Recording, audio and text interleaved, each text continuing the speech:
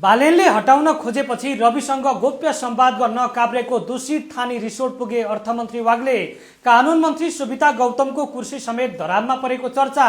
खासमा बालेन कानुन मन्त्री गौतम र अर्थमन्त्री वाग्लेसँग किन रिसाए अनि रविले बालेनलाई के दिए सुझाव? देशको राजनीतिमा अहिले एउटा यस्तो तरङ्ग पैदा भएको छ जसले रासपाको एकल सरकारको जगलाई नै हल्लाइदिएको छ। प्रधानमन्त्री बालेन शाह नेतृत्वको सरकारले भर्खरै 100 दिन पूरा गरेको छ। सरकार गठन भएको 100 दिनमै हनीमुन पिरियड सकिने र मन्त्री फेरबदलको हल्ला चल्नु सामान्य लाग्न सक्छ, तर यसपटकको विवाद निकै गम्भीर छ। प्रधानमन्त्री बालेनले आफ्नै पार्टीका अर्थमन्त्री डाक्टर सुनिम वाग्ले, कानुन मन्त्री सुविता गौतम र महान्यायाधिवक्ता डाक्टर नारायण दत्त कडेललाई हटाउन पार्टी सभापति रवि लामिछानेसँग ठाडो प्रस्ताव राखेको खबरले अहिले निकै चर्चा पाएको छ। ठीक यही बेला मन्त्री पद नै धरापमा परेपछि अर्थमन्त्री डाक्टर सुनिम वाग्ले हिजो शनिबार दिउँसो काभ्रेको धुलीखेल स्थित दूषित थानी रिसोर्टमा पुगे। उनी त्यहाँ पुगेको करिब 20 मिनेटपछि मात्रै रासपा सभापति रवि लामिछाने पनि पत्नी निकिता पौडेल सहित रिसोर्टमा पुगेका थिए। उक्त रिसोर्टमा अर्थमन्त्री वाग्लेको व्यावसायिक लगानी छ। राजनीतिक वृत्तमा यो भ्रमणलाई सामान्य भेटघाट भन्दा पनि आफ्नो कुर्सी जोगाउने रणनीतिक संवादका रूपमा समेत हेरिएको छ। यो विषयले अहिले सामाजिक सञ्जालमा निकै चर्चा पाइरहेको छ। आखिर प्रधानमन्त्री बालेन आफ्नै पार्टीका मन्त्रीहरूसँग किन यति धेरै रुष्ट बने? यसको पछाडि सरकारका केही महत्त्वपूर्ण निर्णय र कार्य सम्पादनमा देखिएको कमजोरी प्रमुख कारण रहेको छ। प्रधानमन्त्री बालेनले विशेष गरी अर्थमन्त्री डाक्टर सुनिम वाग्लेको कार्यशैलीप्रति कडा असन्तुष्टि पोखेका छन्। बालेनको बुझाइमा अर्थतन्त्रका सूचकहरूमा सुधार आउनुको साटो शेयर बजार निरन्तर ओह्रालो लाग्नु र लगानीकर्ताहरू निराश हुनुमा अर्थमन्त्रीको कमजोरी मुख्य छ। त्यसबाहेक बजेट आउनु अघि विद्युतीय सवारी साधनको भन्सार दरमा भएको विवाद र अर्थ मन्त्रालयबाट भएका केही शङ्कास्पद नियुक्तिहरूले बालेनलाई वाग्लेसँग चिड्याएको छ।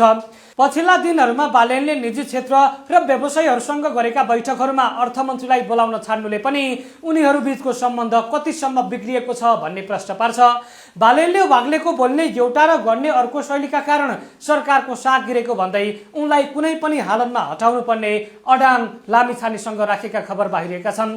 त्यस्तै कानुन मन्त्री सुविता गौतम र महान्यायाधिवक्ता डाक्टर नारायण दत्त कडेलको भूमिका पनि बालेनका लागि टाउको दुखाएको विषय बनेको खबर छ। सरकारले गरेका निर्णयहरू धमाधम अदालतबाट उल्टिन र त्यसमा सरकार पक्षले बलियो कानुनी प्रतिरक्षा गर्न नसक्नुले प्रधानमन्त्री बालेनलाई निकै रुष्ट बनाएको छ। सम्पत्ति छानबिन आयोगमा सर्वोच्च अदालतले लगाएको अंकुश अथवा नेपाल वायु सेवा निगमको नियुक्ति खारेजी, यी घटनाक्रमहरूमा कानुन मन्त्री र महान्यायाधिवक्ताको भूमिका कमजोर रहेको बालेनको ठहर छ।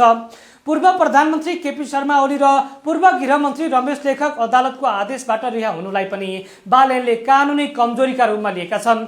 तर के रवि लामिछाने यति सजिलै आफ्ना विश्वासपात्र मन्त्रीहरूलाई हटाउन तयार होलान् त?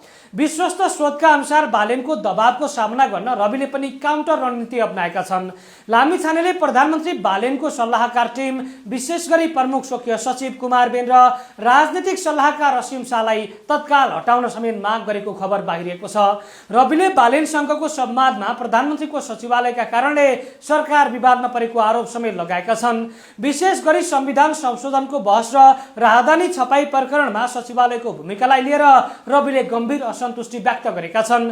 सिंहदरबारभित्र सचिवालयका सदस्यहरूले मचाएको भनेको राज्य आतंक र कूटनीतिक मर्यादासँग जोडेका विषयहरूले सरकारको छवि बिगारेको रविको बुझाइ छ भन्ने समाचार सार्वजनिक भएका छन्। आइतबार सभापति लामिछानेको निवासमा भएको 4 घण्टा लामो बैठक निकै तिक्ततापूर्ण रहेको समेत समाचार बाहिरिएका छन्। प्रधानमन्त्री बालेनले आफ्ना मन्त्रीहरू हटाउनु पर्ने र रविले आफ्ना सल्लाहकारहरू हटाउनु पर्ने माग राखेपछि अहिले राजसभाभित्रको शक्ति सङ्घर्ष उत्कर्षमा पुगेको चर्चा छ। यसरी बाहिर हेर्दा उनीहरू एकसाथ संसद बैठकमा देखिए पनि भित्रभित्रै एक अर्काप्रति गहिरो आशंका कायमै छ। राजसभाको एकल सरकारमा प्रधानमन्त्री र पार्टी सभापति बीचको यो पावर टसलले देशको प्रशासनिक कार्यक्षमतामा पनि गम्भीर असर परिरहेको छ। मन्त्री र सल्लाहकारहरूलाई हटाउने वा राख्ने खेलमा सरकारको मुख्य काम ओझेलमा परेको गुनासो यति बेला सर्वत्र सुनिन्छ।